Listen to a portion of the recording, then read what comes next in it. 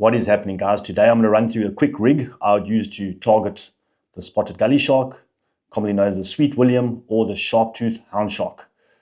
Primary baits of choice, my preferred baits are head baits. A lot of guys might argue. For me, blacktail head, a fresh blacktail head, freshly cut off with the gills and some blood dripping out of it is the #1 bait. Stripy head also works very well. Otherwise, if you don't have access to those freshly caught baits, a nice bonnie or mackerel work just as well, guys. The rig I would use for a spotted gully or sweetie, some guys might say overkill, but I prefer to run just a short full metal jacket, but a lot shorter. I like using a circle hook, anywhere from an 8/0 to a 12/0, depending on the size of the head of the fish I'm putting out. Down to a thinner hook snoot with a nice wire grapnel. The why I'm saying is overkill for the full metal jacket. Sharp-toothed hound shark, besides its name, has got teeth, but it doesn't have crazy teeth. You can get away with a 0.8 or a 1mm leader. The reason why I'm using the full metal jacket is that once that fish takes it, it's heading straight for the rocks, guys. So the protection from the steel is more for being cut off from the rocks than the fish's teeth, actually. And they're not being picky feeders. If there's steel trace, they're going to pick your bait up and swim away. They're not really worried about presentations and things like that, and the bait's not looking natural. So what I'm going to do for you today is just run through a quick head bait I'd use. Because I'm fishing a circle hook, I'll fish with a dangle. It's a little dangle I made earlier. Pre-made dangle. I like to use a bit of a foam in my dangle, especially for the sweeties. I want my bait to come off the bottom. Because we're fishing in foul areas where there's lots of crevices and things like that, you want your bait to sort of float it around a bit above so the shark can find it a bit easier. So what we'll do is starting, pretty much measure my dangle. I'm going to cut off there.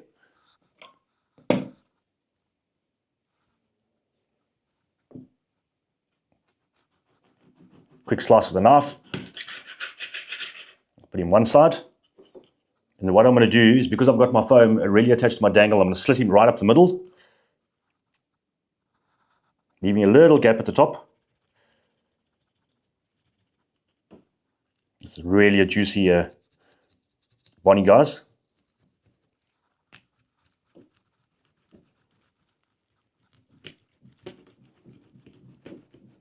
Slice 70% of the way through.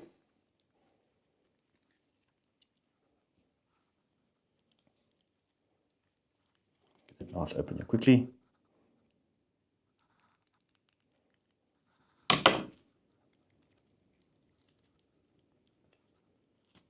Stick my dangle through. Sorry guys, I'm going to hands a bit of a wipe there.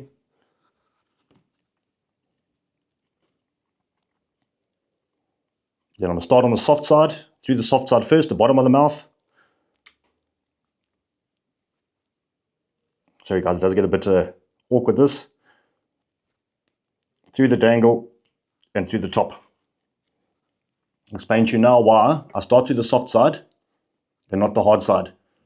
With the barb being on the hook, if you're starting with the hard side, if your bait does pull up, it's pretty much going to stop your bait there. The other way around, with the soft side being against your barb, your bait will pull a lot further. You'll have your bait coming around over the point of your hook and you're going to not get as many hookups. So I always keep the hard side of my bait, even if it is a shellfish, crab, armadillo, I always keep the hard side of the bait against the barb of the hook, just to eliminate that movement. Moving on from there, very simple bait, guys. Some good old cotton. For this, the thicker the cotton, the better. A couple of ones bottom. What I'll do is I'll flip the bait over, just on that lip. Put quite a few turns there, just to help secure the bait in place, especially for the cast, so it doesn't rip off. But with the dangle, it shouldn't rip off. Get some nice shape into the bait, and what you can do is start pushing the bait and getting a bit more rugby ball shaped, or American football shape. You can call it. If you're not from South Africa, you don't know what a rugby ball is. This has to be one of the bloodiest bonnies I've seen. It's good though. Moving on from there, a nice fillet out of each side.